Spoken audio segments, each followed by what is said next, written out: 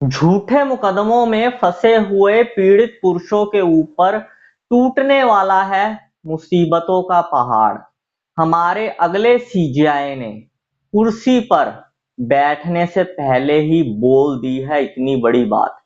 दोस्तों, जितने भी लोग एक महिला द्वारा लगाए गए झूठे मुकदमे से प्रताड़ित हैं, वो सभी इस वीडियो को बिना स्किप करे शुरू से लेकर एंड तक पूरा जरूर देखना, क्योंकि इस वीडियो में मैं आप लोगों के लिए बहुत ही इंपॉर्टेंट जानकारी लेकर आया हूं।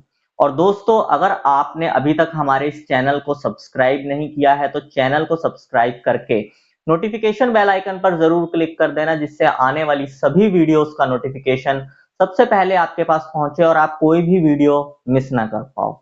और अगर आपने अभी तक हमें सोशल मीडिया जैसे कि फेसबुक, व्हाट्सएप या फिर इंस्टाग्राम पर फॉलो नहीं किया है, तो इस वीडियो के डिस्क्रिप्शन में मैंने हमारे सभी सोशल मीडिया अकाउंट्स के लिंक दे दिए हैं। इस वीडियो के डिस्क्रिप्शन में जाकर उन लिंक्स पर क्लिक करके आप हमें सोशल मीडिया पर भी फॉलो कर सकते हैं। तो चलो दोस्तों, आज की इस वीडियो को आगे कंटिन्यू करते हैं। दोस्तों, अभी हमारे देश के सीजीआई है बी आर गवई जी, लेकिन बी आर गवई जी नवंबर में रिटायर होने जा रहे हैं। और नवंबर में सीजीआई बी आर गवई जी के रिटायर होने के बाद हमारे देश के अगले सीजीआई यानी कि चीफ जस्टिस ऑफ इंडिया हो गए जस्टिस सूर्यकांत जी। और जस्टिस सूर्यकांत जी ने अपने सीजेआई की यानी कि चीफ जस्टिस ऑफ इंडिया की कुर्सी पर बैठने से पहले ही भूचाल ला दिया है। वो हर एक व्यक्ति जो झूठे मुकदमों में फंसाया गया है, अब उनकी खैर नहीं। एक तो वो व्यक्ति पहले से निर्दोष, लेकिन अब जस्टिस सूर्यकांत जी के सीजीआई बनने के बाद वो और ज्यादा मुसीबत में पड़ सकता है। सबसे पहले तो मैं आप लोगों को बता दूं कि आखिर जस्टिस सूर्यकांत जी ने कहा क्या है। जस्टिस सूर्यकांत जी ने कहा है कि हमारे देश में जो ये विवाह नाम की संस्था है या फिर विवाह नाम की प्रथा कह लो, ये सिर्फ महिलाओं को प्रताड़ित करने के लिए बनाई गई है, उनका शोषण करने के लिए बनाई गई है।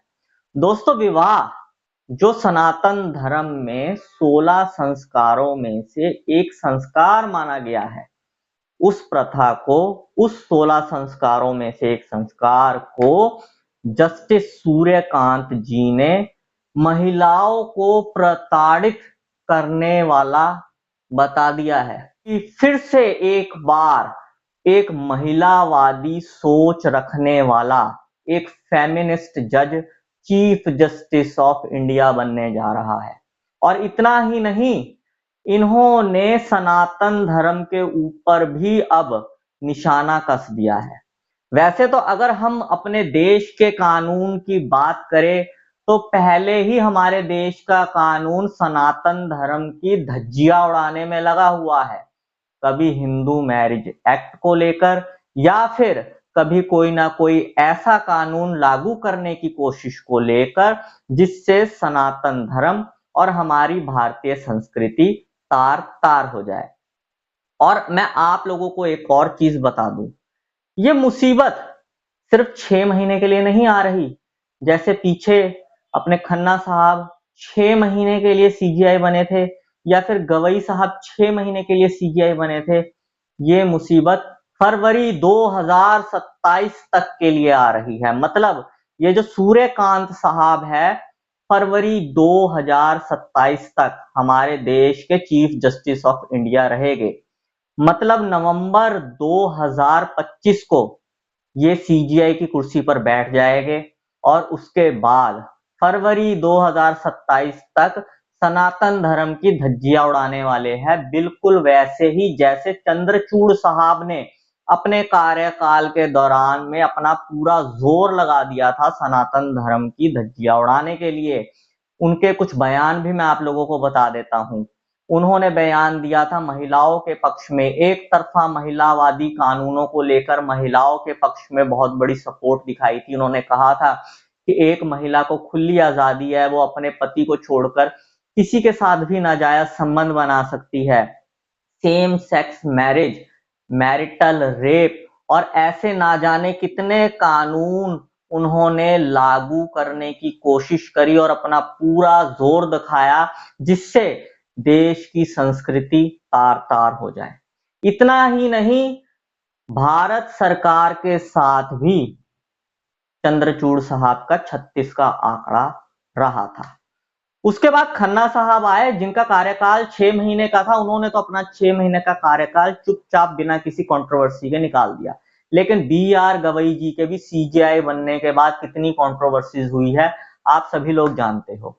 और अब जो आने वाले सीजेआई साहब है, सूर्यकांत साहब, इन्होंने तो कुर्सी पर बैठने से पहले ही एक बहुत बड़ा बयान दे दिया है, जिसके ऊपर अब बहुत सारे लोग नाराजगी जता रहे हैं कि सनातन धर्म की धज्जियां उड़ाने पर लगे हुए हैं ये लोग। और मैं आप लोगों को बता दूं, सूर्यकांत साहब का ये पहला ऐसा बयान नहीं है जो सनातन धर्म के ऊपर उंगली उठाए, बल्कि इससे पहले भी सूर्यकांत साहब के बहुत सारे विवादित बयान पूर्व में आ चुके हैं। तो अब आप लोग खुद ये चीज देख लो कि जिस जज के पहले ही बहुत ज्यादा विवादित बयान आ चुके हो सीजीआई की कुर्सी पर बैठने से पहले, वो सीजीआई की कुर्सी पर बैठने के बाद क्या कुछ नहीं करेगा। दोस्तों, अगर मैं अपने पर्सनल एक्सपीरियंस की बात करूं, तो जब से मैं लॉ फील्ड में हूं, तब से लेकर मैंने अब तक सिर्फ एक ही CJI, chief justice of India, देखा जो अच्छा था और उसके राज में बहुत अच्छे अच्छे फैसले आए और देखा जाए तो सही मायने में लोगों को न्याय मिला। और वो सीजीआई थे रमन्ना साहब। रमन्ना साहब के राज में बहुत अच्छे अच्छे जजमेंट्स आए थे। रजनीश वर्सेस नेहा वाला जजमेंट उनके राज में आया था, और ना जाने ऐसे कितने जजमेंट्स थे रमन्ना साहब के राज में आए, जिन्होंने निर्दोष लोगों को न्याय दिलवाया। लेकिन उनके अलावा अभी तक मैंने कोई भी चीफ जस्टिस ऑफ इंडिया ऐसा नहीं देखा जो न्याय की बात करे। हर एक सीजीआई अपनी ही पब्लिसिटी में लगा हुआ है। देश की संस्कृति तार तार हो, इन्हें कोई लेना देना नहीं। देश के कानून की धज्जियां उड़ जाए, इन्हें कोई लेना देना नहीं। चाहे मैं बात करूं पूर्व सीजीआई दीपक मिश्रा की, जिन्होंने आईपीसी की धारा 497 को खत्म करा था और यह कहा था कि एक महिला के शरीर पर उसके पति का कोई भी मालिकाना हक नहीं, वह जहां मर्जी जाए, जिस भी पुरुष के साथ नाजायज संबंध बनाए, उसका पति कुछ नहीं कर सकता। चाहे मैं बात करूं चंद्रचूड़ साहब की, चाहे मैं बात करूं बी आर गवई साहब की, चाहे मैं बात करूं अब ये सूर्यकांत साहब की, अब तक मैंने रमन्ना साहब को छोड़कर कोई भी सीजेआई ढंग का नहीं देखा।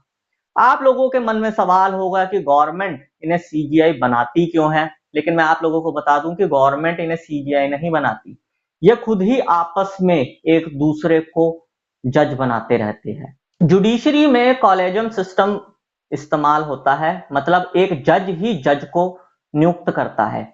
आने वाले 6 से 7 CJI, chief justice of India, पहले ही नियुक्त किए जा चुके हैं। उनकी लिस्ट पहले ही बन चुकी है कि किसके बाद कौन चीफ जस्टिस ऑफ इंडिया बनेगा, और ये सब खुद सुप्रीम कोर्ट ने ही नियुक्त किया है। ये खुद ही सारे फैसले लेते हैं, खुद ही जज को जज बनाते हैं, खुद ही जज को चीफ जस्टिस ऑफ इंडिया बनाते हैं। सरकार का इसमें कोई भी हाथ नहीं होता, क्योंकि जुडिशरी में सरकार का कोई भी इंटरफेरेंस नहीं है। इस वजह से जज अपनी गुंडागर्दी चलाते हैं। और गवर्नमेंट ऐसा कानून अब बनाने की बात कर रही है जिसमें गवर्नमेंट भी जुडिशरी में इंटरफेयर कर सके, ताकि ये जो जजों की गुंडागर्दी चल रही है, ये गुंडागर्दी बंद हो सके।